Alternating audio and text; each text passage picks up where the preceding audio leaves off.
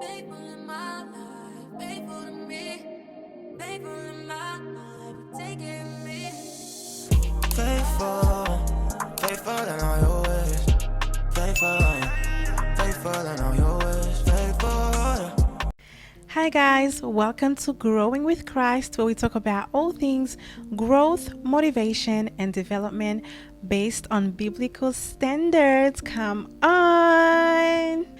So I am so blessed and so happy to be here. If you are new to this podcast, my name is Rema, and if you are a returning subscriber, welcome back for another episode. Let's get into the word. So today I'm going to do a part 2 on how to find confidence and self-love through Christ, and I'll be talking about cultivating a healthy relationship with ourselves and making sure that it's healthy after working on our relationship with God, of course. Because if we neglect ourselves, we hinder ourselves from experiencing growth in our faith, but also in other areas of our lives. And in part 1, I did say that this series was for the girls, but I wanted to retract my statement and also include the guys, because I do have a small percentage viewers of men, and I have to acknowledge that men also do experience low self-esteem and low confidence and low self-worth. And even though they don't always show it, I feel like it's something that's very prevalent amongst men as well. I'm gonna start off by saying that it is biblical to love yourself, to take care of yourself, to have confidence in yourself, believe in yourself, and make sure that you're good. Being selfless is a biblical principle, but I feel like sometimes we as Christians can get it mixed up with neglecting ourselves, having low self-esteem, or constantly pouring into other people, but never making the time to pour into yourself. There's definitely a way to serve others and to be selfless without putting all your needs aside. A lot of people are not at peace with themselves. They believe in everyone else but themselves. They can see value in everyone else but themselves. They encourage others more than they encourage themselves. They support other people's dreams and visions and put little to no effort to work on themselves, work on their lives to bring their own visions to come to life. And my question is, do you really love yourself?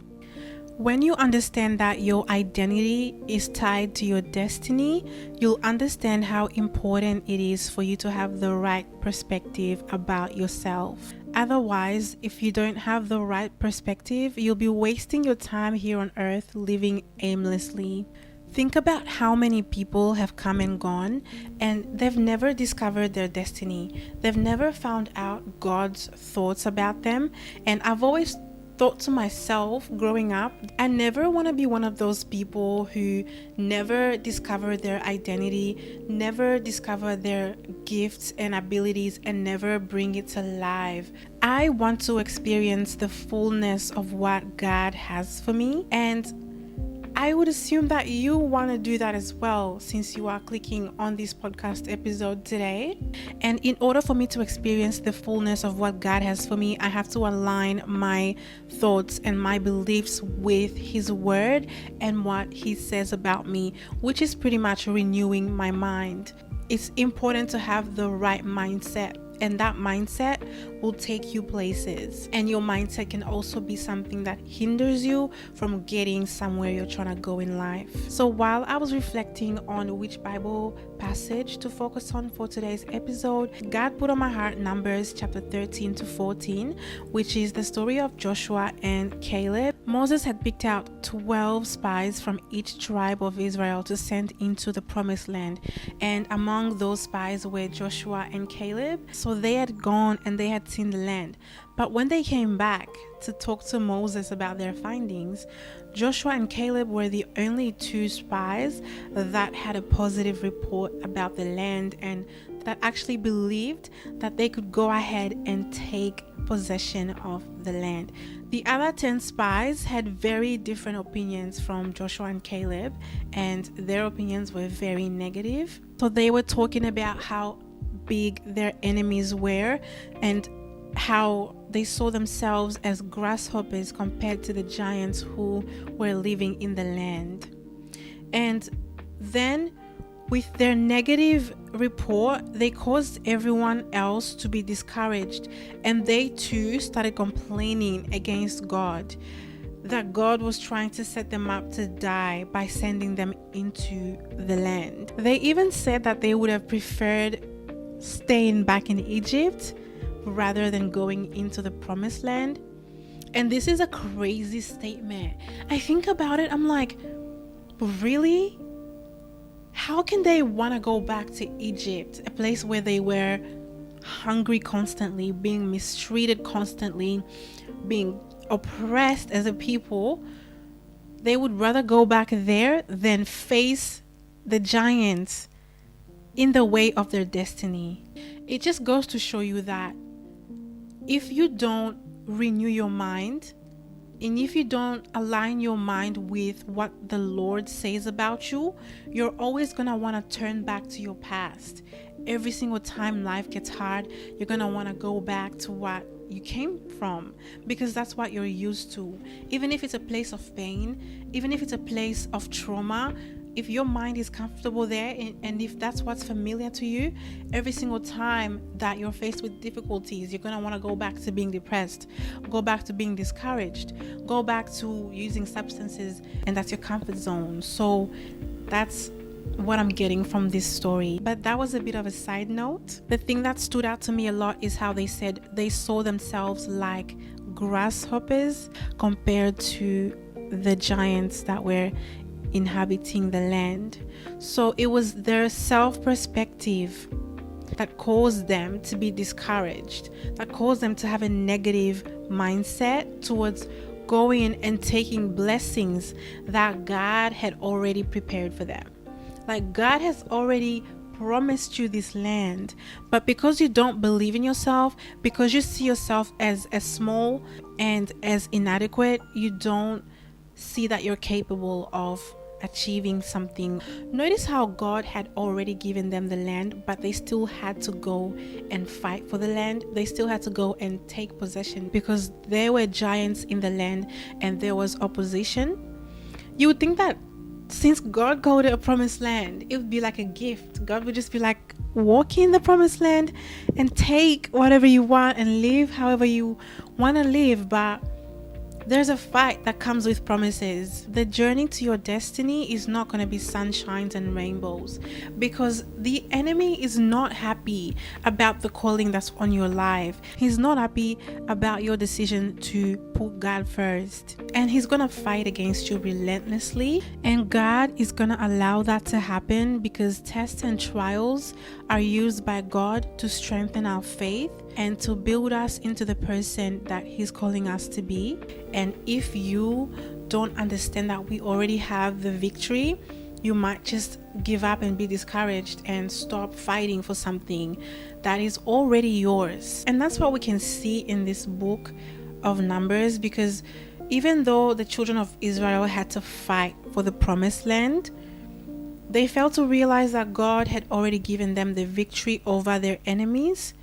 All they had to do is obey him. All they had to do was walk in faith. And their faith was tested and they failed. So if you stop doing your part, if you stop believing, if you stop being obedient to God's word and you stop being faithful, you might just forfeit your destiny and not get to the place God is calling you to get to. And back to the children of Israel, as I was saying, they believed the negative report over the positive report that Joshua and Caleb had brought to them. And so the Bible said that they rebelled against God and they refused to go into the promised land. Can you imagine? They even rejected their promise because they didn't believe in themselves. They didn't believe that they could do what God had called them to do. Every single one of them who had believed the negative report, every single one of them who complained against God and wanted to go back into Egypt, had missed out on the promised land. They ended up prolonging their season in the wilderness for 40 years. and they all died in the wilderness. God would not let a single one of them go into the promised land because they could not renew their mindset, and they kept wanting to go back to Egypt every single time that they got tested. So God only allowed Joshua and Caleb to get into the promised land along with the new generation of children who were born in the wilderness and had never experienced Egypt. So they had a new mindset, and God was able to mold them and shape them to be conquerors, and they were able to go into that land and take over it and take possession of the promises that God promised their ancestors. And this just goes to show that sometimes we limit God from doing what He wants to do in our lives because we don't believe in ourselves. And God already told you to start that project. He already told you to start that business, to open that podcast, and to take that first step. It could even be to start preaching the gospel, to start taking your calling more seriously and start serving God and using your gifts for the kingdom. But because you don't feel capable and you don't feel like you can achieve these things, you're not taking any steps. And I have to say this, but by not believing in ourselves, it also means that we're not believing in God, because those are His instructions. And if He gives us those instructions, then He knows that we can do it. He's gonna provide us with the means to be able to do those things. So you guys know I wasn't just gonna leave you like this. I have some practical tips on how to pour into yourself when you get into a season where you don't feel like you believe in yourself, or you feel like you have low self-esteem. You're full of negative thoughts and it's causing you to be stagnant in your faith or any other part of your life. So the first tip is to not neglect yourself. It all starts with the way that you treat yourself, and have compassion for yourself. Don't be too hard on yourself in seasons like this. You're busy giving all this love and all this compassion to everyone else but yourself. How do you expect to feel good about yourself when you don't even appreciate yourself? Another thing is comparison, which is a very huge factor that keeps us stagnant in a negative state, because we forget that the grass is never greener on the other side. When you constantly compare yourself to others, you look at your weaknesses and you compare it to other people's strengths, you stop yourself from growing. Because it's sort of like shaming yourself in a sense. And also, when you're constantly comparing yourself to others, you're stopping your authenticity from coming out. It's really important to just love yourself and allow yourself to be who you were created to be, because there's no one else in this world that's like you. You're so unique that you have something different to bring into the world. Why waste that? Why put that in the shadow and try to replicate someone else when you're completely unique? I've also found that journaling is a key factor that helped me get out of a negative phase. I would write down what is triggering me to feel low, to feel like I've got no confidence or I feel worthless. I would write everything down that I think is the source of me feeling that way, and then I'd create prayer points and pray about it. Ask God to help you see yourself the way that He sees you. Ask Him to open your eyes to help you see the potential and the gifts and the uniqueness that He has put inside of you. I've also recently figured out that discipline is the best way to show yourself that you love yourself.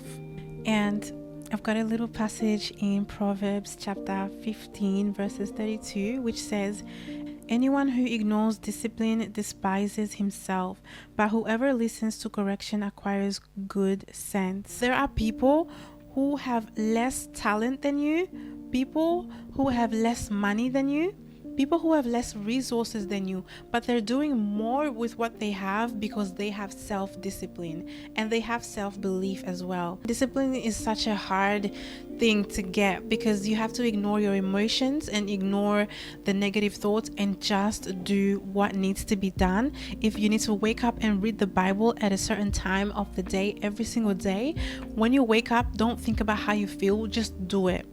If you have to, let's say, pray for a certain amount of hours or pray every single day at a certain time, just set your schedule and just do it without thinking. When we don't give ourselves the option of like, how do I feel today? Should I be doing this or not? And we just do it. It gives us the ability to be way more consistent and to achieve great things and to even experience so much more growth than just relying on our own motivation. And this is something that I've been trying to use to be more consistent on my YouTube channel, because I know that this page has so much potential, but if I'm not consistent and I'm not putting in the work, I'm never gonna see the growth that I'm looking for. So I'm not exempt from anything I'm talking about today, guys. I'm literally learning as I'm talking to you guys about it. Another important tip is unlearning. And I feel like unlearning is such a powerful thing, because along our journey in life, we've learned so many things the wrong way, and we've got so many limiting beliefs that we carry with ourselves that can stop us from getting to places that we're trying to go in life. Like, we could be our own enemy and be in our own way just because of mindsets that we've picked up over the years that is stopping us from experiencing growth. And unlearning bad habits and negative mindsets is definitely something that's going to be key in breaking cycles. It can help you to break cycles of not showing up for yourself. And you say that you have goals, you say that you have plans, you say that you want to do something, but you never get to the point where you actually put in the work and you actually do what you said you were gonna do. And if you unlearn certain mindsets and unlearn certain habits, it can definitely help you overcome. It can also help you maintain results when you're working towards something instead of starting things and giving up halfway. Because I've realized that bad habits or limiting beliefs will be working against you, even subconsciously working against you to stop you from achieving your goals and your dreams. It can even work against you in your faith, in your walk with God. And that's why you're always making plans to change your life. You're making plans to being more consistent in reading your word. You're making plans in being healthy, eating healthy, saving money and all these things, but you keep finding yourself back at square one. You're not changing the way you think, but you think that you can just wake up and produce different results. And that's not how it works. Like, it all starts in your mind. If you change your perspective, you definitely change your whole life. And that's something that I've realized. And limiting beliefs or bad habits that can get in your way can be anything from being a perfectionist and never taking action on your plans.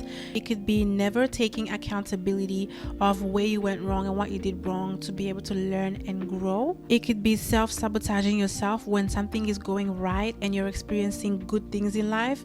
You feel like you don't deserve it, and so you're subconsciously going to ruin what you've got going on because you feel like you don't deserve good things. It's really important to find out and figure out what these limiting beliefs are for you, so that when they try to come in your way to stop you from growing, it's gonna be so much easier to stop them instead of fighting a battle when these things are subconscious, because it's gonna be so difficult to figure this out if you don't reflect on yourself. I have also realized that regret is something that can really make us stagnant in our faith, make us stagnant in our walk with God. So you'll be thinking that I should have never done this, I should have never done that, and you get stuck in these thoughts and it stops you from taking the next step in your life. And I feel like regret comes hand in hand with guilt. Yes, you've made mistakes. Yes, you've neglected yourself up until now. Yes, you didn't know any better in the past and you've made decisions that you feel were not right at the time. But if you stay in guilt, you'll never be able to take the next step to pick yourself up and move on with your life. Even if you're not currently where you want to be in life, that is totally fine. Today, you can make the decision to pick yourself up and move differently. Even if you haven't been as consistent in your walk with God, even if you haven't been reading your word like you should have been, even if you haven't been spending time in prayer, in consecration, in listening to God's word, it's okay. You can always make a decision to change things today. If you stay beating yourself up about the things you've done in the past, it's gonna keep you there. The more you stay allowing guilt to eat you up, the more you're allowing your future and your destiny to pass you by. So I feel like regret and guilt are two of the most toxic emotions ever, and if we allow those emotions to keep living rent free in us, it can cause so much damage. And along with that, I wanted to say that sometimes the reason why you find yourself in a state where you don't love yourself or you're neglecting yourself is because you're not forgiving yourself. And self-forgiveness is actually very, very crucial when it comes to growth in our spiritual life, but also in our day-to-day life. Stop trying to punish yourself for things that God has already forgiven you for a long time ago. You're not doing yourself any justice. At this point, God doesn't even remember the things that you have done because you've asked Him for forgiveness, you've repented, but you're not letting yourself move on because you're still living as if you're not forgiven. If you don't know how to forgive yourself, how to let yourself learn from a mistake, you really can't grow. Stop living in an atmosphere of shame and keeping your head down because of certain situations that you've allowed to happen. Pick your head up and forget about the past. And this episode has sort of been a little bit long, but I had so much to talk about and so much to cover. So we're down to our last tip for the episode, and it's stop waiting for the perfect time. Because I feel like a lot of the time we have all these things that we want to do. We want to start walking with God. We want to start reading our Bible more consistently. We want to start praying more, using our gifts for the kingdom, even, start the business, start the podcast. All those projects are good and it's good to plan them, but there's no perfect time to start like the present. And I feel like if you wait a long time constantly planning for a perfect time to come, it actually never comes. You have to create that moment and you have to decide to do it with what you have now. I had it in my heart to start this podcast a very long time ago, but I kept postponing it because I was like, I don't have the equipment, I don't have the camera, I kept thinking about what I lacked instead of thinking about what I had. And God spoke to me and He was like, you don't need any of those things. You have everything that you need. So why are you wasting all this time? And I realized within myself, I was like, okay, that's what growth is about. You can start where you are and constantly keep improving yourself, constantly keep adding to what you're doing, and one day you'll just find yourself you've improved so much and you're on a different level. But if you constantly keep waiting and waiting and waiting, you're not improving yourself. You're waiting to take this giant leap and suddenly be perfect, and that doesn't work. It really doesn't. Even with a book I read in the past called Atomic Habits, it's about building small habits on top of each other to achieve a greater goal. And basically you just take small steps every day to get better, and you'll realize in the grand scheme of things that you'll actually improve a lot more than just sitting down and waiting for something huge to happen and you're already successful and you're already at the top. I really hope you enjoyed today's episode. So thank you so much for getting all the way to the end if you did, and I'll see you in my next episode. Bye.